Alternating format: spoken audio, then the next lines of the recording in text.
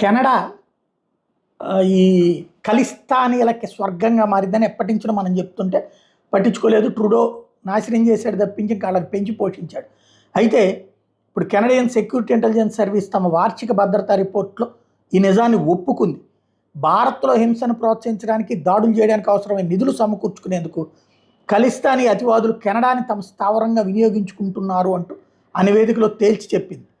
ఖలిస్తానీలకు సంబంధించిన అతివాదులు అనే పదాన్ని ఒట్టావా అంటే కెనడా వినియోగించడం ఇదే ఫస్ట్ టైం. భారత్లోని పంజాబ్ ప్రాంతంలో ప్రత్యేక ఖలిస్తానీ దేశం తీసుకురావాలని ఈ అతివాదులు కుట్రలు చేస్తున్నారని ఆ నివేదిక తేల్చి చెప్పింది. దౌత్య విభేదాలను పరిష్కరించుకునేలా భారత్ కెనడా ప్రధానులు ఇటీవల భేటీ అయిన తర్వాతన ఈ నివేదిక బయటికి రావడం అన్నది కీలకమైంది. కెనడా గడ్డ మీద ఖలిస్తానీ వేర్పాటువాదులు భారత వ్యతిరేక కార్యకలాపాలు సాగిస్తున్నారని భారత వాదనకి ఇది ధృవీకరించినట్టయింది. 1985లో ఎయిర్ ఇండియా విమానం కూల్చివేత, ఆ తర్వాత భారత్లో చోటు చేసుకున్న పలు ఉగ్రఘటనలు ప్రస్తావిస్తూ కెనడాకి ఎన్నిసార్లు చెప్పిన